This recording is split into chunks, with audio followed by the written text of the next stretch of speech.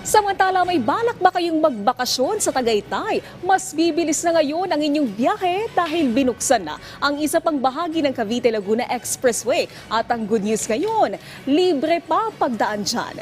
Nagbabalik si Joshua Garcia sa sentro ng balita. Ikinatuwa ng mga motorista ang pagbubukas ngayong araw ng silang Aguinaldo Interchange sa Cavite-Laguna Expressway.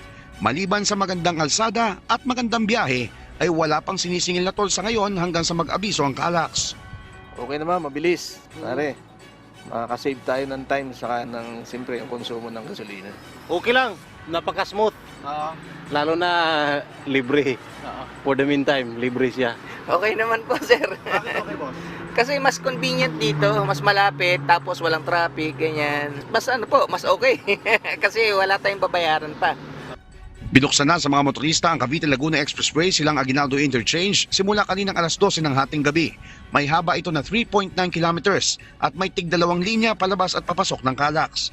Kung mananakbo ang mga motorista na nasa 70 to 80 kilometers per hour, ay halos 15 minuto lamang ang aabutin mula sa Calax entry hanggang sa silang Aguinaldo exit na may access sa Emilio Aguinaldo Highway papuntang Tagaytay at silang Cavite. Layon din na nasabing bagong bukas na interchange na mapabilis ang ruta papuntang silang Cavite at Tagaytay City na itinuturing na may malaking pag-usbong sa sektor ng turismo.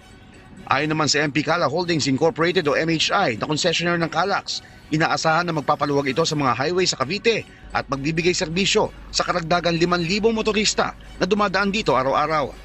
Sa ngayon ay may kabuuan ng 8 interchange ng Calax. Ito nga ay ang Technopark, Laguna Boulevard, Santa Rosa Tagaytay Road, Silang East, Governors Drive, Open Canal, Kawit at ang kabubukas lamang na silang Aguinaldo Interchange. Joshua Garcia para sa Bayan.